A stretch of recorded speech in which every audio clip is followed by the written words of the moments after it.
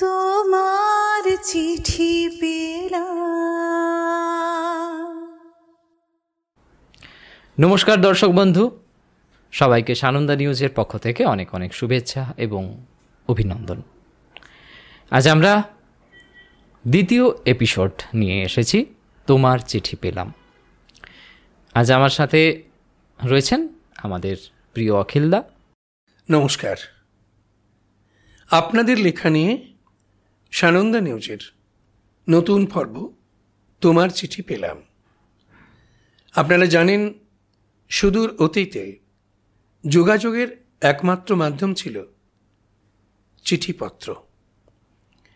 পৃথিবীর সেই প্রাচীন ঐতিহ্য আজও বেঁচে আছে কোথাও কোথাও, যদিও অত্যাধুনিক প্রযুক্তি এবং ইন্টারনেটের দৌলতে চিঠি আদান প্রদান প্রায় লুপ্ত হতে বসেছে।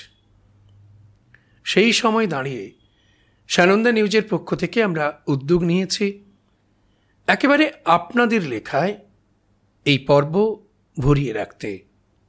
আর এই পর্বের নাম আপনারা জেনে গিয়েছেন, তোমার চিঠি পেলাম। তোমার চিঠি পেলাম। তোমার চিঠি পেলাম আজ দ্বিতীয় পর্ব।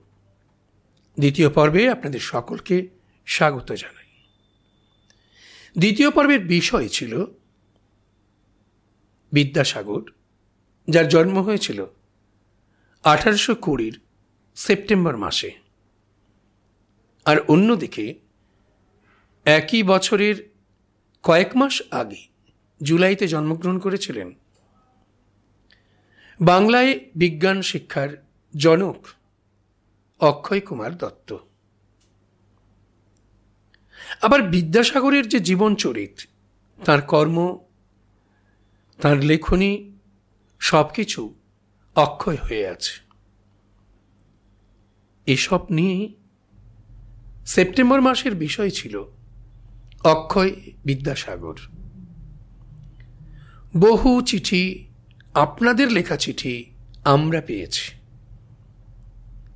তোমার চিঠি পেলাম বিভাগে সেই সব চিঠি থেকে কয়েকটি চিঠি আজ আমরা পড়ব এই পর্বে তোমার চিঠি পেলাম। তবে এবার চিঠি শুনব সানন্দা নিউজের ডিরেক্টর সুদীপ্ত মিত্র। চিঠিগুলি পাঠ করবেন সুদীপ্ত। এবার তোমার পর্ব শুরু। আমরা গতবারের থেকে এবারে একটু চিঠির সংখ্যা কম পেয়েছি। বিদ্যাসাগরকে নিয়ে লেখা তো আর চারটিখানি কথা নয়। যাই হোক, কিন্তু যারা নিয়মিত লেখেন তারা লিখেছেন, সেই সাথে সাথে নতুন কিছু চিঠিও সংযোজন হয়েছে। তবে বেশ কিছু চিঠি আমরা নিতে পারিনি এবারেও, মাফ করবেন। আপনারা অবশ্যই চিঠি লিখবেন এবং আমরা নিশ্চয়ই সিলেকশন হলে সেই চিঠি পাঠ করব। অক্ষয় বিদ্যাসাগর এই পর্বে প্রথম চিঠি, নাম শাহানা হাজরা। তিনি পাঠিয়েছেন ঈশ্বর দত্ত লেন, রামকৃষ্ণপুর, মল্লিক ফটক, হাওড়া থেকে। বিদ্যাসাগর মহাশয়, ক্ষয় নেই যার, তিনিই তো অক্ষয়। সেজন্যই তিনি পণ্ডিত ঈশ্বরচন্দ্র বিদ্যাসাগর। কন্যা পেবং পালনিয়া, শিক্ষা নিয়তি যত্নতে। পণ্ডিত ঈশ্বরচন্দ্র বিদ্যাসাগরের এই উক্তি কত যে নারীর অনুপ্রেরণা আজ বোধহয় তার বলার অপেক্ষা রাখে না। কন্যাকে পুত্রের মতোই পালন ও শিক্ষাদানের পক্ষেই বিদ্যাসাগর মহাশয়ের যত লড়াই। নারী শিক্ষার বিস্তারের জন্য তিনি হেন কাজ নেই করেননি। মেয়েদের জন্য স্কুল প্রতিষ্ঠা ওনার সমাজের জন্য এক অবিস্মরণীয় কাজ। Hindu female school, normal female school, Bethune collegiate school Ishwarchandra বিদ্যাসাগরের উল্লেখযোগ্য দৃষ্টান্তমূলক কাজ। 1849 সালে নারী শক্তির এক উজ্জ্বল দৃষ্টান্ত বেথুন সাহেবের সাহচর্যে গড়ে ওঠা বেথুন কলেজিয়েট স্কুল। এই স্কুল প্রতিষ্ঠার পেছনে ঈশ্বরচন্দ্র বিদ্যাসাগরের ভূমিকা অনবদ্য। মাত্র 21 জন ছাত্রছাত্রীকে নিয়ে শুরু হওয়া এই স্কুল আজ নারীদের জন্য শিক্ষার প্রাঙ্গণ হিসেবে নিজেকে সর্বোচ্চ স্তরে তুলে ধরেছে। 1879 সালে বেথুন স্কুলের প্রথম মহিলা স্নাতক হন কাদম্বিনী বসু। এনার উচ্চশিক্ষার তাগিদেই গড়ে ওঠে বেথুন কলেজ। মাত্র একজন ছাত্রীকে নিয়ে শুরু হয় কলেজের পঠন পাঠন। তখন ছেলেদের শিক্ষার সঙ্গে মেয়েদের শিক্ষা সমান হওয়া উচিত কিনা এ বিষয়ে তর্ক ছিল প্রবল। 1858-তে তিনি 38টি নারীদের জন্য বিদ্যালয় স্থাপন করেন। মোট 1300 ছাত্রী এই বিদ্যালয়গুলোতে পড়াশুনো করত। 1864-তে সেই বিদ্যালয়ের সংখ্যা বেড়ে দাঁড়ায় 288টি। 1872-এ মেট্রোপলিটন ইনস্টিটিউশন স্থাপন করেন, যা বর্তমানে বিদ্যাসাগর কলেজ নামে পরিচিত। নারী মুক্তি আন্দোলনের সমর্থক বিদ্যাসাগর মহাশয় বিধবা বিবাহের জন্য নতুন অ্যাক্ট এনেছিলেন। সময়টা ছিল 1856 সাল। জন মার্শম্যান ও ডালহৌসির সহায়তায় সংস্কৃত কলেজের অধ্যাপক থাকাকালীন সময়ে তার এই কাজ চিরস্মরণীয় হয়ে আছে। তার জন্য ওনাকে অনেক লড়াইও করতে হয়েছিল। এই নিয়ে ওনার প্রবন্ধ হল বিধবা বিবাহ প্রচলিত হওয়া উচিত কিনা এতদ্বিষয়ক প্রস্তাব 2 খণ্ডে লেখা প্রকাশ পায়। এছাড়াও বহু বিবাহ রোধের তিনি ব্যবস্থাপক ছিলেন। বহু বিবাহ রহিত হওয়া উচিত কিনা এতদ্বিষয়ক প্রস্তাব এই রচনাও তাঁরই।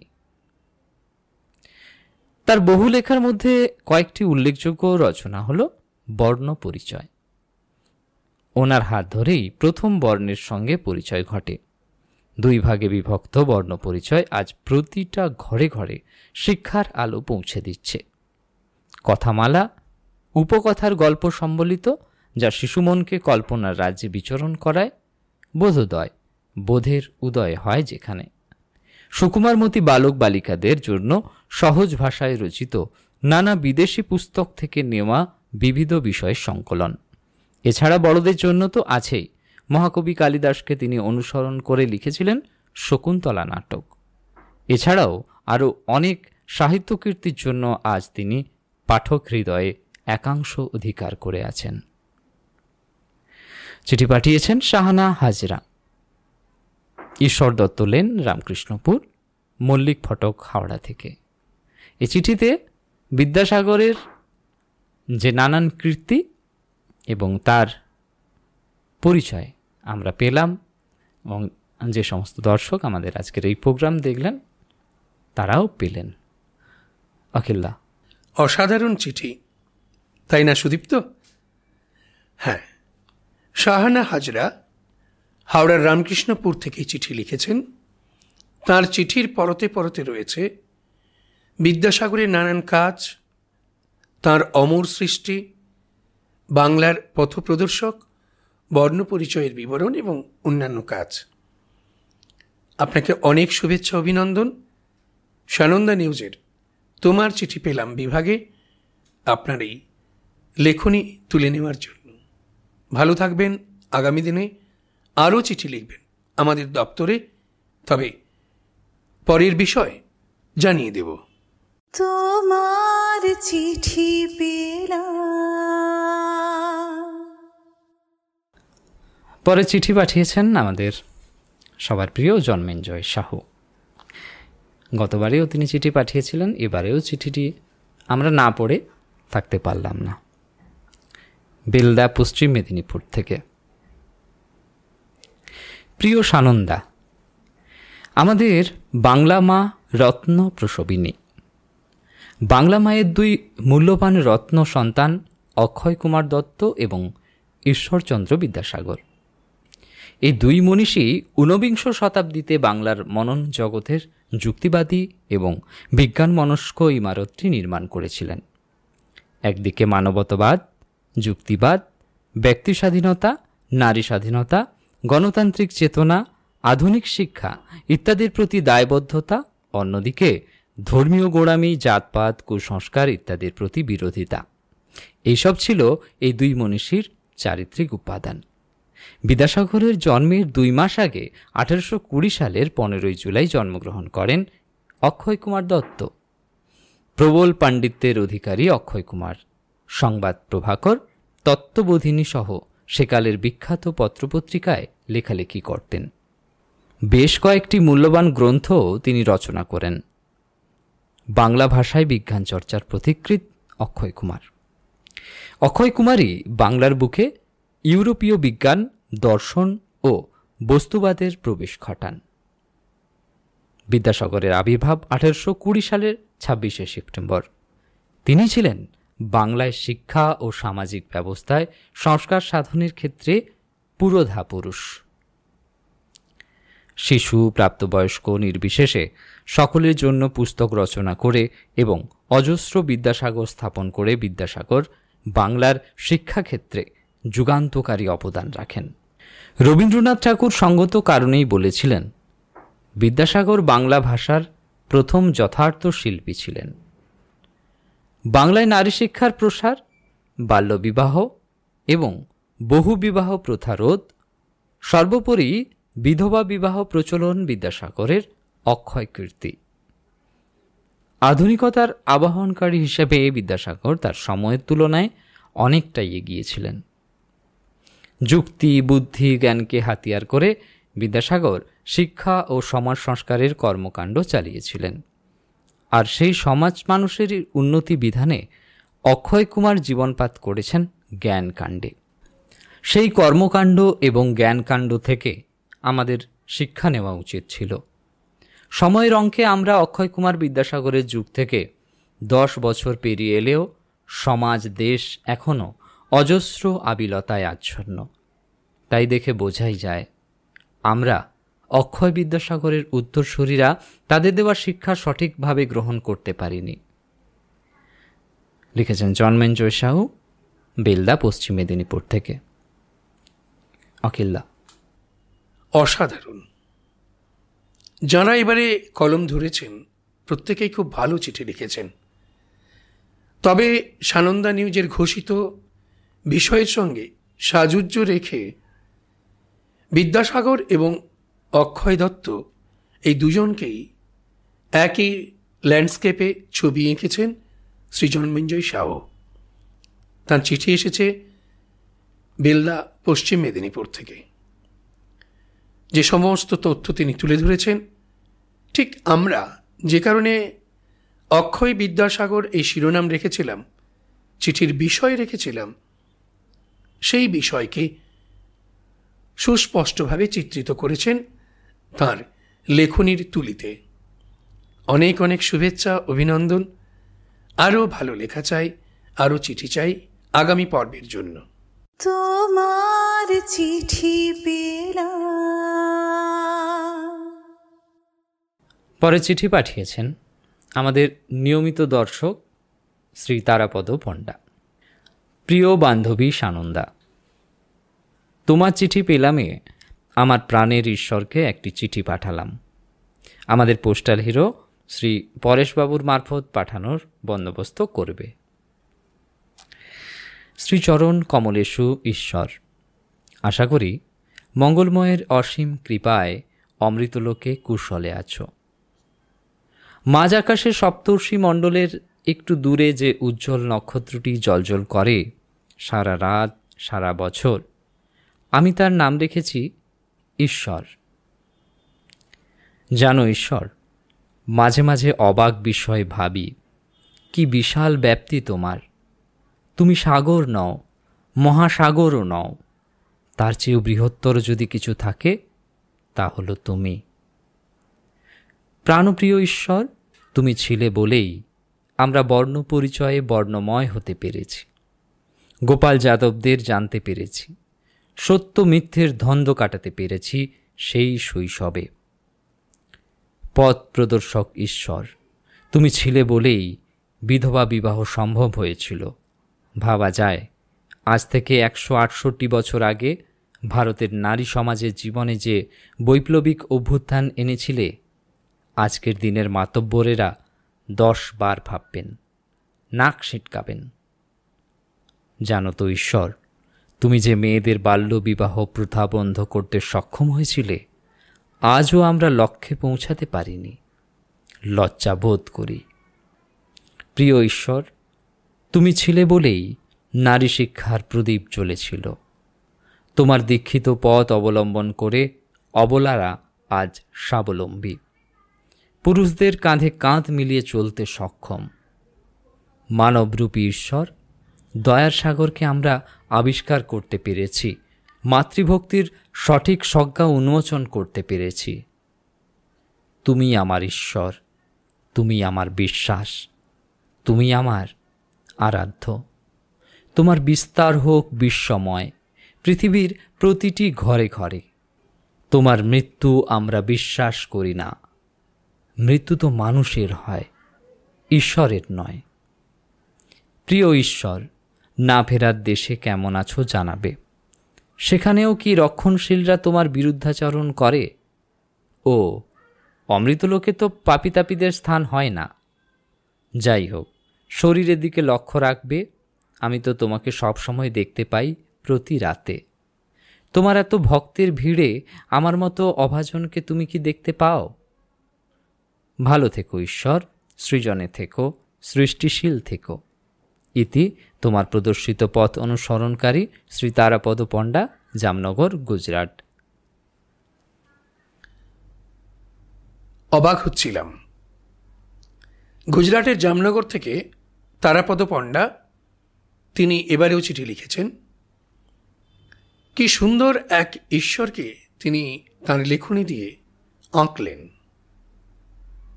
সত্যিই তো, এই ঈশ্বরের অক্ষয় অমর, এই ছবি ফুটে উঠেছে জামনগর থেকে যিনি লেখনী ধরেছেন তারাপদ পণ্ডার চিঠিতে।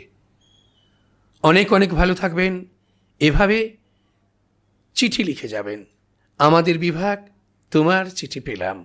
তোমার চিঠি পেলাম। তোমার চিঠি পেলাম। এবারে পরের চিঠি পড়ব। চিঠি পাঠিয়েছেন শিপ্রা শান্ত, পুয়াগড়, হরিপুর, পশ্চিম মেদিনীপুর থেকে। সুচেতনা বন্ধু, মানবাত্মার হিমালয়, বাংলা মায়ের অহংকার, অলঙ্কার, হে বর্ণপরিচয় স্রষ্টা, তোমার সাথে প্রথম দেখা সেই হাতে খড়ির দিনে। বীর সিংহের সিংহ শিশু, অক্ষয়, অজেয়, অমর, মাতৃভক্ত। তোমার হৃদয় মহাসাগরের মতো সুগভীর, আকাশের মতো উদার। মানুষের দুঃখ কষ্ট লাঘবের দায় নিয়ে উপার্জনের সবটুকু উজাড় করেও মন অতৃপ্ত। অঞ্জলি ভরে শুধু আলো ছড়িয়েছ মানব হৃদয়ে। তোমার স্নেহ সুধারসে কত অঙ্কুর মহিরুহ হয়েছে। বাগদি ও কুমোরপাড়ার মেঠো পথে পাড়ি দিয়েছ অসুস্থ ছাত্রের বাড়ি। তুমি রক্ষা করেছিলে সহমরণে অবলাদের প্রাণ। নারীর মধ্যে তুমি জুগিয়েছিলে প্রতিবাদের ভাষা। স্ত্রী শিক্ষা বিস্তারে তুমি ঘটালে জাগরণ। মানব সেবার ব্রত নিয়ে তুমি ঝাঁপিয়ে পড়তে দিন দুঃখী, নিপীড়িত, অসুস্থ মানুষের পাশে। তুমি বিধবাদের বিবাহের স্রষ্টা। তোমার দেখানোর আলোয় আলোকিত গ্রাম, শহর, নগর, প্রত্যন্ত অঞ্চল।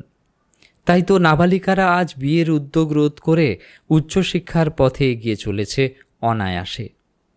স্বয়ং রবীন্দ্রনাথ তোমায় বলেছিলেন, দয়ার নয়, বিদ্যা নয়, অজেয় পৌরুষ ও অক্ষয় মনুষ্যত্ব তার ভূষণ।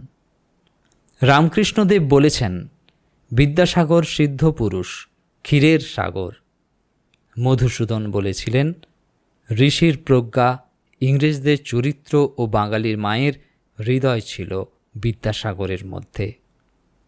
বিবেকানন্দ বলেছিলেন, রামকৃষ্ণের পরই বিদ্যাসাগর তার জীবনের শ্রেষ্ঠ আদর্শ।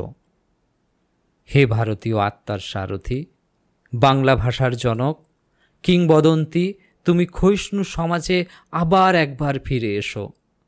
তোমার সন্তান অভয়া, তিলোত্তমারা আজ নির্যাতিতা, অবহেলিত, নিরাপত্তাহীন। তুমি বাঁচাও ঘরের বাইরে মায়েদের। অক্ষয় বিদ্যাসাগর নামে তুমি বেঁচে রবে আগামী মায়ের ঘুম ভাঙানিয়া গানে। নমস্কারান্তে শিপ্রা শান্ত, পুয়া, গড়হরিপুর, পশ্চিম মেদিনীপুর। শিপ্রা সাঁত, পুয়া, গড়হরিপুর, পশ্চিম মেদিনীপুর থেকে খুব সুন্দর একটি চিঠি তার পড়া হলো। অসাধারণ চিঠি, খুব ভালো লাগলো। মাইকেল মধুসূদন দত্ত বিদ্যাসাগরের যে রূপ দেখেছিলেন তাতে তিনি বলেছিলেন বিদ্যাসাগর হলেন, তার মধ্যে রয়েছে ঋষির প্রজ্ঞা, ইংরেজের মতন দৃঢ়তা এবং বাঙালি মায়ের মতো হৃদয়। অনেকগুলি উক্তি তিনি দিয়েছেন, অনেক মহাপুরুষ, অনেক মনীষীর বিদ্যাসাগর সম্পর্কের উক্তি তিনি উল্লেখ করেছেন। খুব সুন্দর চিঠি, আগামী দিনে আরও লিখবেন। অনেক অনেক শুভেচ্ছা ও অভিনন্দন। আশা করি পরের বারে তোমার চিঠি পেলাম বিভাগে আপনার লেখা আমরা পাবই। তোমার চিঠি পেলাম। পরের চিঠি পাঠিয়েছেন Mohan Mitra, C305, Indian Oil, Nabarun housing society, BA 134, street number 11, new town, Kolkata 700156। এই ঠিকানা থেকে চিঠি পাঠিয়েছেন আমাদের মোহন মিত্র। প্রিয় সানন্দা, তোমার চিঠি পেলাম, খুব ভালো লাগছে। তুমি লুপ্তপ্রায় সংস্কৃতির পরম্পরা যা সাহিত্য জগৎকে সবার অজ্ঞাতসারে এগিয়ে নিয়ে গেছে সেটাকে জাগিয়ে তুলেছ। শিক্ষা জগতে প্রবেশ করে মানুষ পাঠ্যক্রমের বাইরে যদি কিছু লিখে থাকে সেটা হলো চিঠি। আর তোমার বিষয় অসাধারণ। অক্ষয় বিদ্যাসাগর, যার হাত ধরে শিক্ষার জগতে প্রবেশ করেছি, আজও মনে পড়ে সেই ছবি। কাঠের চেয়ারে বসে আছেন, সাদা ধুতি গায়ে জড়িয়ে মাস্টারমশাই বর্ণপরিচয়ের প্রচ্ছদে। পাতা উল্টাতেই পড়ার রস পেলাম। অতে অজগর আসছে তেড়ে, আতে আনারস খাবো পেড়ে। সেই শুরু, থামতে চায় না মন। তার বইয়ের নীতি কথা, নীতি এই যথা তথা, বলো সদা সত্য কথা, আজও মনে আছে। বিদ্যাসাগরে ডুব দিয়েছি, সেখান থেকে উঠতেই চাই না। কৃষকায় খর্বাকৃতি, মাথা সর্বস্ব গ্রামের এক ব্রাহ্মণ বালক, তার পাণ্ডিত্যে তৎকালীন ব্রিটিশ শাসনকর্তাদের বিস্মিত করেছিলেন এবং বিদ্যাসাগর উপাধিতে ভূষিত করেছিলেন। তিনি ছিলেন শিক্ষা ও সাংস্কৃতিক বিষয়ে তাদের পরামর্শদাতা। এমন দৃঢ়প্রতিজ্ঞ, মাতৃভক্ত, করুণাময়, দিন দুঃখীদের জন্য কাতর মহাপুরুষ আমাদের প্রাত্যস্মরণীয়। তিনি তার সব কিছুই দান করে গেছেন। অতি সাধারণ জীবনযাপন করে অসাধারণ কীর্তিস্তম্ভ রেখে গেছেন। সংস্কৃত ভাষার জটাজাল থেকে মুক্ত করে বাংলা ভাষাকে সহজ করলেন। বাংলা গদ্যের প্রচলন করলেন। সংস্কৃত ও ইংরেজি সাহিত্য থেকে বাংলায় অনুবাদ করে বাংলা সাহিত্যকে তথা আমাদেরকে সমৃদ্ধ করলেন। শিক্ষা জগৎকে নতুন আলোয় নিয়ে এলেন। বাংলা তথা ভারতবাসীকে কুসংস্কার মুক্ত করলেন। নারী শিক্ষা বিস্তার, বাল্যবিবাহ রদ, বিধবা বিবাহ প্রচলনের মতো প্রথা চালু করে তিনি অবিস্মরণীয় হয়ে রইলেন। তিনি আমাদের কাছে অমর, তার কীর্তি অক্ষয়। আমরা তার কাছে চিরঋণী। লিখেছেন Mohan Mitra, C305, Indian Oil, Nabarun housing society, BA 134, street number 11, new town, Kolkata 700156। এই ঠিকানা থেকে। কলকাতার নিউ টাউন থেকে মোহন মিত্র খুব সুন্দর তার চিঠি লিখেছেন। চিঠিটি পড়ে অসাধারণ এক বিদ্যাসাগরকে আমরা খুঁজে পেলাম। আসলে বিদ্যাসাগর তো সত্যিই একজন অক্ষয় ব্যক্তিত্ব, কিন্তু সেই বিদ্যাসাগরের ছবি যেভাবে আমাদের লেখকরা তুলে ধরছেন তা অনন্য। আপনাকেও অনেক অভিনন্দন।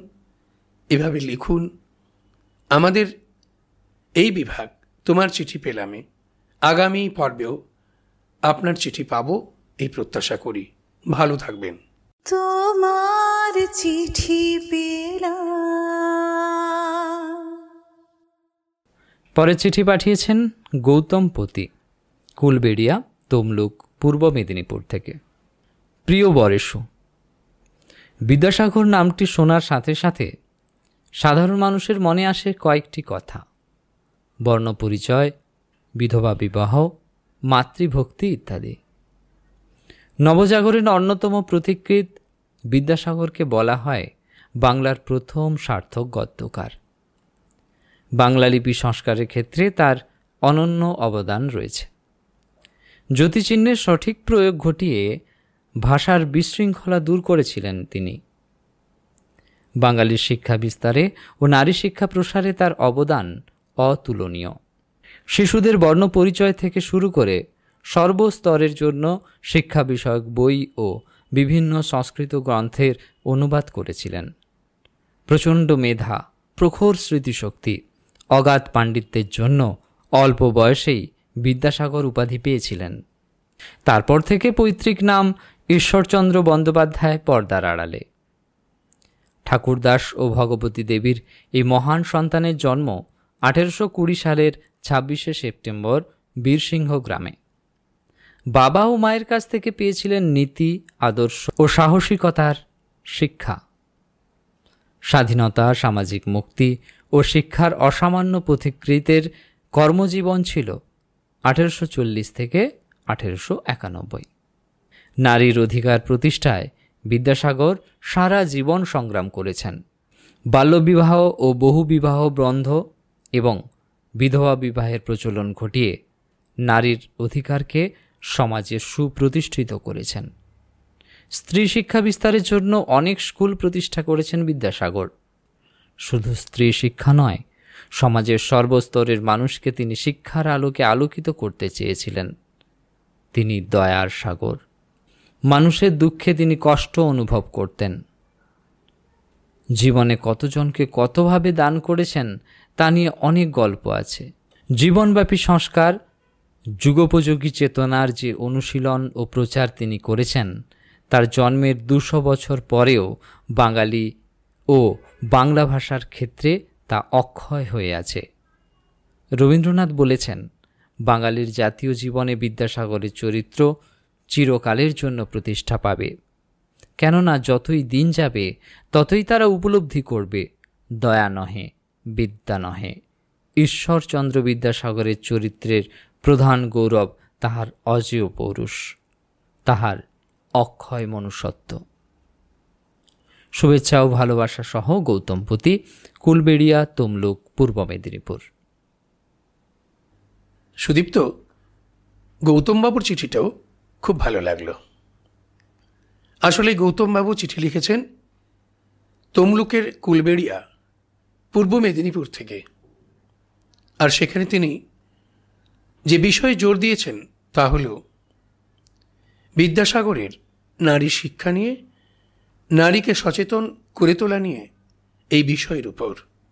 খুব ভালো লাগলো আপনার লেখা। আগামী দিনেও এই বিভাগ আপনার লেখা কামনা করে। এভাবেই আপনারা লিখে চলুন। ভালো থাকবেন। তোমার চিঠি পেলাম।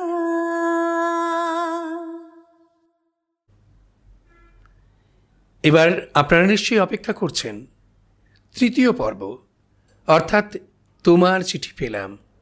এই বিভাগে আমরা কি বিষয় দেব? আমরা আপনাদের লেখার অবসর দেওয়ার জন্য লেখা দেওয়ার শেষ তারিখ খানিকটা বাড়িয়ে দিচ্ছি। আমরা আপনাদের লেখাগুলো পড়ব একেবারে শেষ সপ্তাহে, অর্থাৎ মাসের শেষ সপ্তাহের কোনো একবারে। তবে আপনাদের সকলের লেখা আসা চাই। এর পরের মাসের বিষয় আপনাদের জন্য রাখছি। বুঝতেই পাচ্ছেন, অক্টোবর মাস পুজোর মাস। এই পুজো বাঙালির কাছে একটি অন্যতম আবেগ। অবশ্য এর সঙ্গে আরও অনেক কিছু জড়িয়ে আছে। যেমন জড়িয়ে আছে স্মৃতির অন্তরালে থাকা বা স্মৃতির অতলে থাকা এক বিষয়। কেমন ছিল সেদিনের পুজো আর কেমন হচ্ছে আজকের পুজো। আপনারা নিজেদের মনের মাধুরী মিশিয়ে 200 শব্দের মধ্যে এই লেখা পাঠিয়ে দিন সানন্দা নিউজের দপ্তরে। অক্টোবর মাসের 20 তারিখের মধ্যেই আপনাদের লেখা আসা চাই আমাদের দপ্তরে, আর সেই লেখা আমরা পাঠ করব। যাদের লেখা দ্বিতীয় পর্বে পাঠ করা সম্ভব হলো না, তারা কেউ হতাশ হবেন না। আপনারা লেখা পাঠান। বহু দর্শক শ্রোতা আমাদের লেখাগুলি শুনেন, তাদের কথা বিবেচনা করে আমাদের বাছাই করতে হয় লেখা। আশা করি আপনারা প্রত্যেকে অংশ নেবেন এবং সেরা চিঠিগুলো তোমার চিঠি পেলাম এই পর্বে আমরা উপস্থাপন করতে পারব। সানন্দা নিউজের বিশেষ পর্ব তোমার চিঠি পেলাম এখানে শেষ করছি। আজকে ছিল দ্বিতীয় পর্ব, অক্ষয় বিদ্যাসাগর। আপনারা চিঠি লিখতে থাকুন আমাদের পরের পর্বের জন্য। পরের পর্ব রয়েছে পুজোর একাল সেকাল। আপনারা কিভাবে পুজো দেখেছেন একটা সময়, আর এখন কেমন পুজো দেখছেন, সেই নিয়ে চিঠি লিখুন। বেস্ট চিঠিগুলো আমরা পড়ব। আপনারা চেষ্টা করুন নির্দিষ্ট সংখ্যার মধ্যে চিঠি লিখতে, ছোট্ট চিঠি লিখতে, যাতে একটা সুন্দর উপস্থাপনা আমরা করতে পারি। সবাই ভালো থাকবেন, সুস্থ থাকবেন। আগাম শারদীয়ার শুভেচ্ছা। আমি সুদীপ্ত আপনাদের সঙ্গে ছিলাম তোমার চিঠি পেলামে। তোমার চিঠি পেলাম।